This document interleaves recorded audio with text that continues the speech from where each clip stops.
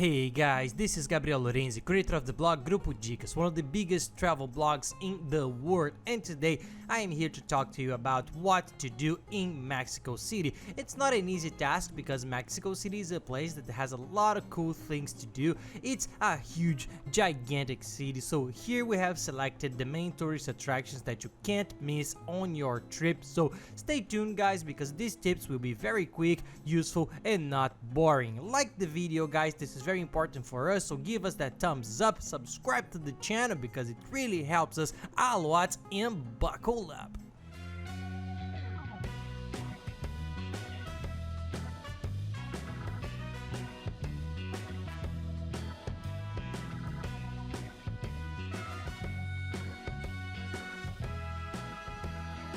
Well, Mexico City is a gigantic city, one of the biggest in the world. It has a lot of things to do, but the tourist center, the center that you will visit, the main attractions, it's concentrated. It's in a region where you don't have to go so far from one place to another, so the attractions are close to each other. There are a few that are very far from the center, like the Teotihuacan archaeological site, which is a little bit far away. You will have to dedicate a day to go there, but the rest of the things are close by. We selected the coolest ones here. There is more, but we think these are the main sites to see in Mexico City, so we decided to highlight these ones so you don't miss the most important sites in the trip.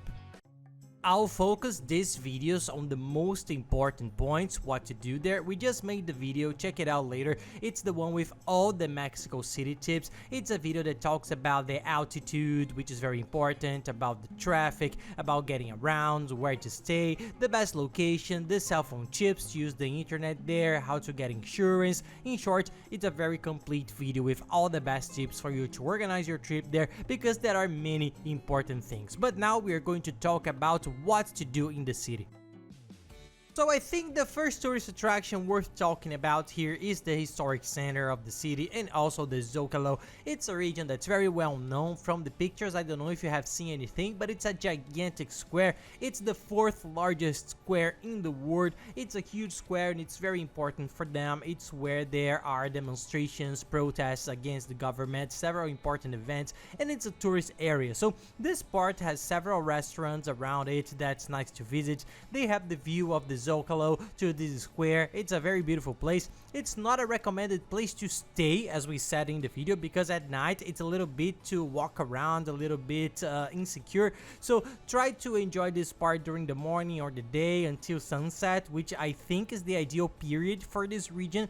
And around the square that are the main historical buildings of the city, so it's very nice to walk around observing it. The most important ones are the National Palace and the Metropolitan Cathedral. Both you can visit. You buy the ticket, it's not expensive, it's actually very cheap. You can go in, visit, and take pictures, but just seeing it from the outside is already a nice experience, guys. So try to locate these two buildings there because they are really cool, and I think you're gonna love seeing that. It's part of the history. Another tourist attraction that's right next to the Zócalo, it's this area, is the major temple. It's a very famous temple. It's considered one of the most important legacies of the Aztec people, so they have a special affection for this place. And what's most striking is a huge pyramid in the middle with two temples on top of each of them that they dedicated to each one of the gods. So it has each one of them that they dedicated to each one of the gods, so it has a whole spiritual, historical history that's very cool. And it was kept there. It was destroyed by the Spanish. It was around 1521, so you will see that it's not well preserved because it was destroyed, but they tried to preserve as much as possible to have this remembrance and to honor the place. So a tip is to walk around and see the ruins that are scattered around the place. And there is a museum too. You can go into the museum and see various objects and items that have been kept.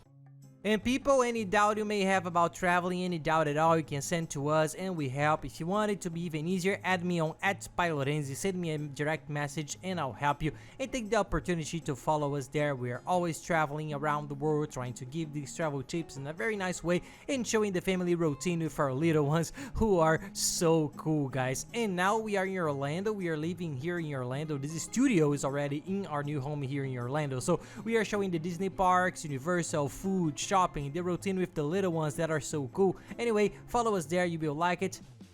Now a sensational attraction for those who like theater or art, it's the Palace of Fine Arts. The Palace of Fine Arts is one of the most beautiful sites in the city. It's very nice to visit it. I remember that we had some gigantic paintings inside. They were, if I'm not mistaken, Diego Rivera's, who was a very well-known artist there, and it's a very beautiful painting, very iconic of them. I remember there were several scattered around the inside of the palace, and there are two museums inside, the Architecture Museum and the Fine Arts Palace Museum, which is very nice for those who like the history, the culture. If you like museums, it's worth reserving an entire afternoon for this place that actually has both museums inside, so it ends up being 3 sites to visit in just one.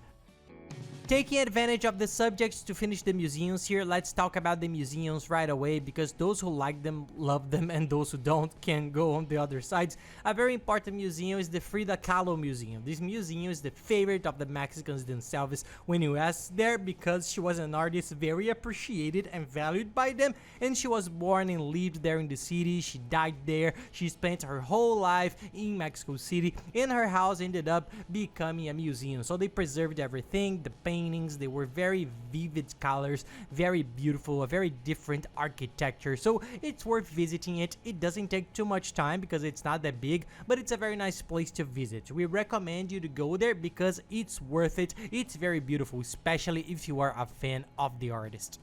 And it's a little bit far from downtown, not too far, but it's in another neighborhood, the neighborhood of COYOACÁN, a more noble neighborhood in the city. It has nicer, more charming restaurants. If you want to visit the neighborhood, it's very nice. And there is also the mall in COYOACÁN, which is very nice. It's huge with many stores. We liked it a lot. It's also a good option for shopping, so you can combine the visit to Frida Kahlo's museum with a visit to the other attractions in the neighborhood that are very nice, so you can make your own itinerary there.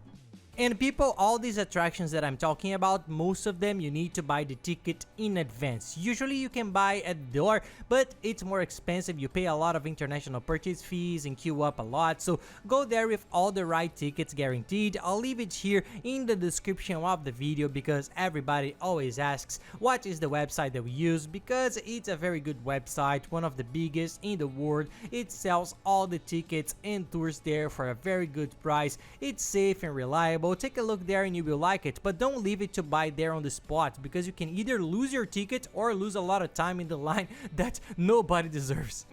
Now, one of the places that's my favorite in Mexico City and that we found very beautiful is the Chapultepec Forest. It's like the Ibirapuera Park in São Paulo, the Central Park in New York. It's a gigantic park right in the tourist heart of Mexico City. It's not far away, on the contrary, it's close to all these attractions. It's very beautiful, but it's very big. So dedicate a whole day practically to get to know it, or already see the sites that you want to visit. Go them already, because there are a lot of cool things. The Chapultepec Castle is very beautiful. I remember that we took some pictures a little bit far away because we didn't go inside, but it's a very iconic place in the city to visit. There are several stalls scattered around the park with lots of local Mexican stuff, sweet food for kids, snacks, very characteristic Mexican stuff, you know. You will see that it's a very local place for people who live there, so it's a nice place to try different food, something from Mexico City. You can see that the city is big. To get around, a fundamental tip is the cell phone, guys. Use Google Maps. It works. Waze works. These little maps helped us a lot because it's kind of confusing to locate yourself and go from one place to another. A tip that we always give: to use the internet outside the country. International roaming is very expensive. Don't do that. It's not worth it. Buy a prepaid international chip. It's much cheaper. It's a great chip. The quality was great everywhere, even the most decent places. They send an electronic chip in your email. It works very well, and when you get to Mexico City, you can have internet as soon as you get off the plane. The price is very good. I'll leave the link here below, guys, as I always do, so you can take a look. The link is gonna be in the video description, but don't travel without internet because you will need it. And this chip is totally virtual, guys, electronic. The name is eSIM. If you have a cell phone that's compatible with this technology, you can receive this chip in your email with a QR code. With this code, you register the chip. It's instantaneous. You already travel with your electronic chip working, so check if your cell phone is compatible, get in and check it out because it's a very good option to have internet at your convenience for whatever you need, and for sure you're gonna need it to locate yourself and do whatever you want to do. For those who are with children, there is the zoo inside, and there is also the Museum of Modern Art. So it's a park like the big parks in the big tourist cities of the world with many attractions inside. So make sure you schedule your time because the park is big. Wear tennis shoes or shorts. Of course, if it's hot, if it's cold, wear sporty clothes because you'll be walking around, but it's very pleasant. We spent a very nice day there, so it's a very amazing place to go. It's very worthwhile. And another place that's really cool, which is also a Chapultepec park, is the Museum of Anthropology. It's one of the best attractions in the city. It's one of the most famous in the world. It's very beautiful, very big. It's worth visiting. The most popular attractions there, if I'm not mistaken, is the Sunstone, which is a super famous stone, a real sculpture which came from the pre-Columbian culture there in Mexico. They call that a very old time of the city of Mexico. So it has several architectures, statues, stones, artifacts, very historical things indeed. So it's a different museum that's worthwhile, even with children, as there are many visual things, different things. Children end up liking it too.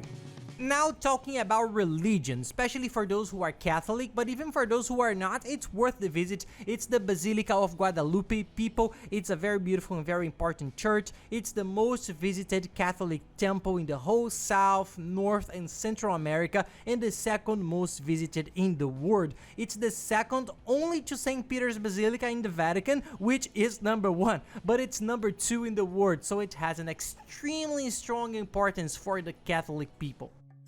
And now talking about an attraction which is incredible, but it's far away from Mexico City. This one you will have to take or an agency. There are many agencies that do this tour round trip. It's no problem at all. You get there in a comfortable bus. It's not that difficult, or you can rent a car. There are many people who like to rent a car and go by themselves. It can be done as well. We have a video about car rental in Mexico City that will give you all the tips, so see which is the best option. I'll tell you a little bit here, but if you want to check the price, the distance, I'll leave here the website. That's the one I mentioned, which sells all the tours, tickets, excursions. It sells this tour that's very good and the price is very good. Or you can rent a car. The tip for renting a car is to use the car comparator. For those who haven't seen the car rental video, I'll leave it here below in the description of the video as well. It's a comparator site that compares prices on all car rental companies in Mexico City. You can rent with the car rental companies at the airport itself, so it's a website that compares everywhere and always finds the best price.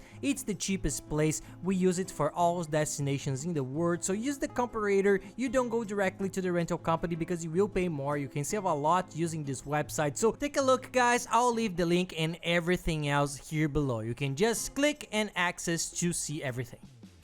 And the same thing as this car comparator, there is the travel insurance comparator. It works the same way. It compares the best travel insurance companies in the world and finds the best prices. We always do there too. These comparators help us save a lot. While we saved a lot of money using them, I'll leave it here below as well. But don't forget to get travel insurance. It's very important. In Europe, it's mandatory because it's so important, and you will spend about $23, maybe in 8 or 10 days of traveling. It varies a lot. It depends on the day, the season, the place, but it's very cheap and it covers all expenses you might have, so do it because it's really important. But regardless of the option, the way to go there, you have to do this tour. It's the most visited archaeological site in Mexico. It's gigantic. It's very important. There is also Chichen Itza that we have already visited, which I think is incredible, which is in Cancun on the Riviera Maya, but we thought that this one, maybe because of its greatness, gave give us a different feeling. It's a very beautiful place, very important,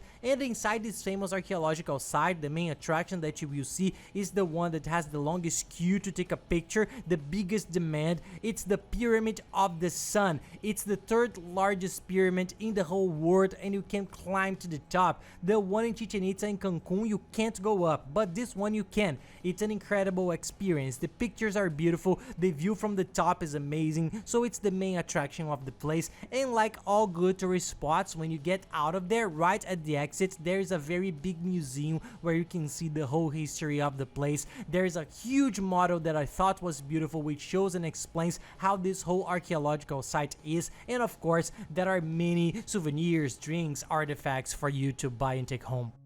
And of course, let's talk about shopping. Where to shop in Mexico City? There is a mall that I really liked, but it's a little bit far away. It's a very beautiful region called Santa Fe. We stayed there for 15 days and we rented an apartment in a very nice building in this region of Santa Fe, which is beautiful. It has a very nice park and a huge mall. It's 40 minutes from downtown if you have a car, or you can take an Uber. I think it's worth it for you to go there. It's called the Santa Fe Mall, or sometimes Shopping Santa Fe, but you will see, just Google it. It's the first one that comes up. It's a gigantic mall. We went there about 3 times because we were right next door. It was on the street across ours, and it's very big. It has all the stores. It's a beautiful mall. It's very chic in its structure, but it also has all those stores that we are really used to visiting. There's the chic part of the mall and the normal part. It's huge, totally worth it. Take a look. There's even a nice skating ring where kids can play, so it's a different mall because of its size. It's really beautiful.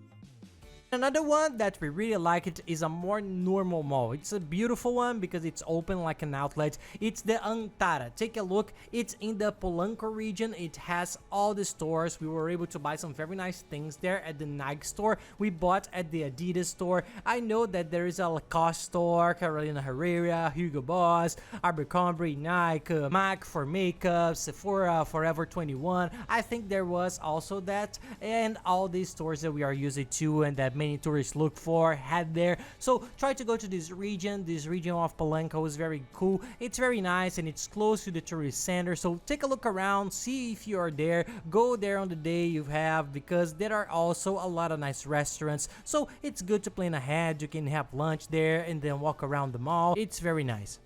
And now I remembered, in this region of Polanco there is a museum that's beautiful. Looking at the pictures there, you can see that's worth it just around it to take the picture. It's the Somaya Museum. It's very beautiful. Even if you don't go inside, it's even worth going in. It's worth going just to take a picture in front of it because the architecture is incredible. And about restaurants, I'm not going to give you any tips here because it's going to get too big and it's too many things, but there are many nice restaurants there. Research, Mexico City has very good restaurants. It's very local, real Mexican food. It's very good, so if you like it, explore this part well. It's very nice. I think you're gonna like it. And the last tip is a very different tour, which is the tour of the colorful boats that you will see. That's very thematic. It's very different. It's XOCHIMILCO. It's a very difficult place to pronounce. It's like their Venice there. It has some canals, and there are several of those little boats that you can get on, and you have food, drinks, and the mariachis stay there. The people playing Mexican music. It's a very cultural experience, very different. I think we bought it there too. The price was good. It was super easy to find it there. It's a tour that's also worth doing if you like this Mexican theme experience. And here below in the description, I will leave all the links listed. There is also a map with the best location for you to stay in Mexico City, the hotels that we have stayed in that are very good. There is a cheap one, there is one that's a little bit more expensive. Take a look because they are great options, but everything is organized so that you can plan your trip the best way possible for you to enjoy everything.